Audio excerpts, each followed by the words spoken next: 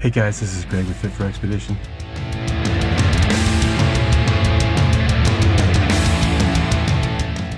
Today we are getting ready to go to Empire Ranch, which is a large free camping area, with no water, electricity, gas, etc., down near Sonoyta, Arizona, which is cooler than like the Tucson area. But of course, right now, we have pretty good weather in Tucson. It'd be even nicer down in Sonoyta. But of course, the next weekend, when I'm going to be going down there, the temperature's going up. Better than being in Tucson, though.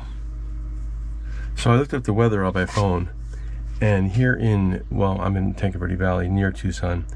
The temperature is 79 for a high today, 53 for a low, which is pretty incredible for this time of year. We're early March, like at the end of the first week of March, and that's a very good temperature for here. Tomorrow is going to be a high of 86 and low of 58. Then Wednesday, high of 89, low of 61. Thursday, high of 92, low of 63. And then Friday, we're up into 95 degrees, low of 66. Now, if I look up the area where I'm going to be camping, yeah, it doesn't look that much better. Friday will be 88 for a high and 63 for a low. 63 for a low is kind of, not the greatest to try and sleep in. I guess you leave all the windows open and be okay.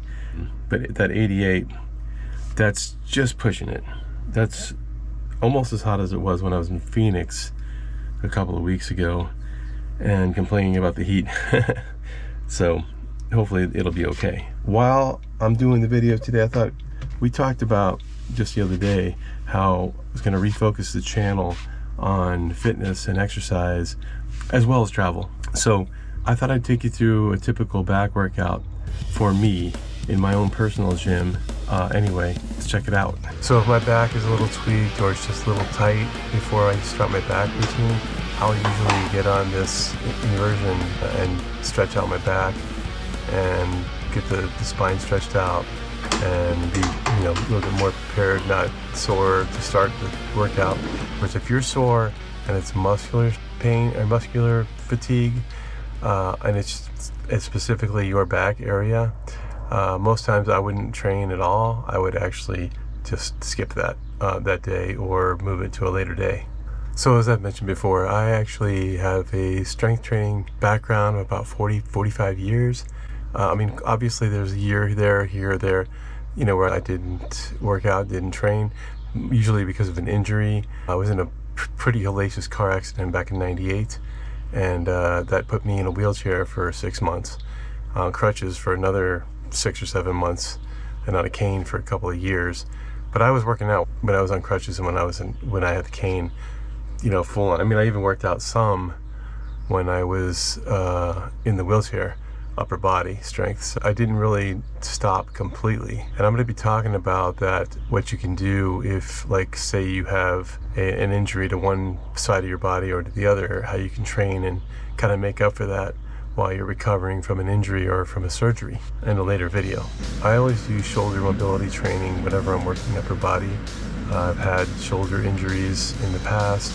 In fact, I will be going for surgery on my right shoulder pretty soon here. I have 3 tendons that are torn, plus my rotator cuff is damaged. So I'm hoping that takes care of my issues. I will be in a sling for 6 weeks, and I will be not being able to lift at least to maximum capacity for like 6 months. I typically start out with either a landmine row like this, or with a low pin supinated barbell back row in the squat rack.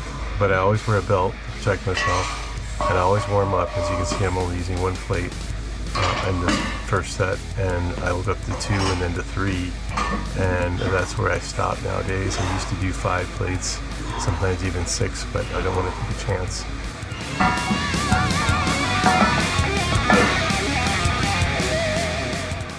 On this particular exercise, I usually rest about a minute and a half to 2 minutes in between working sets. That means the sets with the 3 plates. So that's 135 in plates. If you count the bar, it's 180 pounds.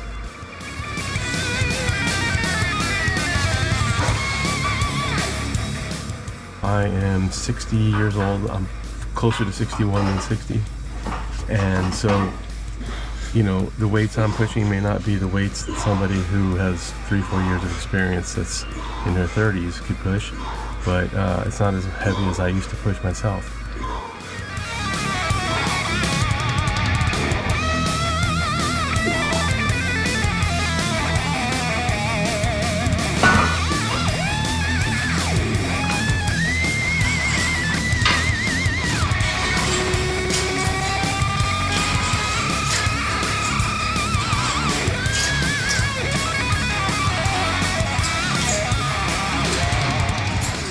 I like to alternate between rows, pull downs, and shrugs, and I will alternate that like maybe one day.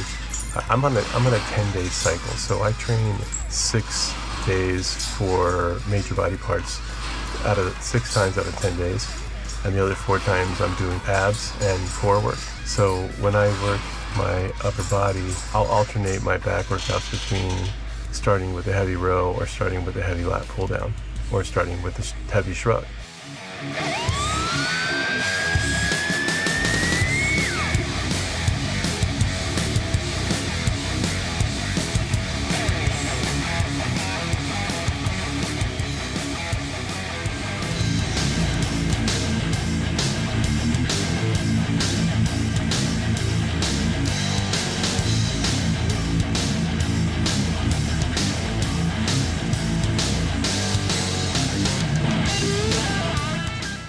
This is my second time around with the rowing exercise in this workout. This Cybex machine is great, I love it. It's a lot easier when you don't have to put plates on it. So later on in the workout, I'll do that sometimes. What I didn't show you is I actually start also with face pulls, cable face pulls, and I will also start on that Cybex row just to loosen up and warm up. Get blood to the shoulders and to the back muscles.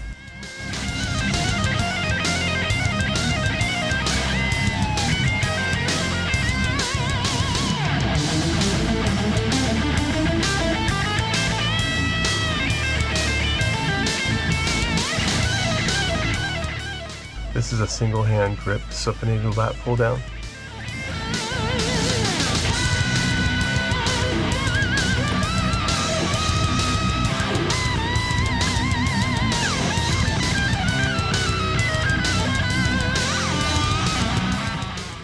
And then this workout I actually finished off with a selectorized cable shrug. So I will alternate between that and the Bowflex machine.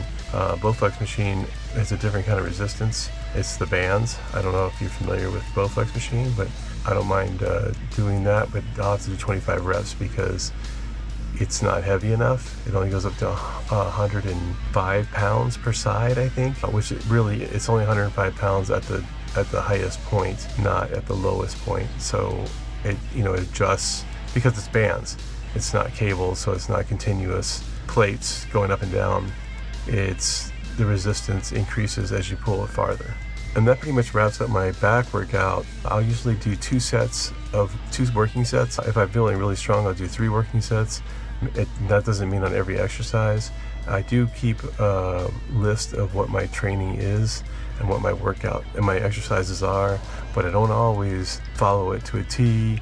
I'll just try to stick with generalization of the weight that I'm moving, and I might change the exercise. Like I might do a T-bar row instead of the landmine row, or instead of the squat rack row, I might use the chest supported pronated T-bar row instead.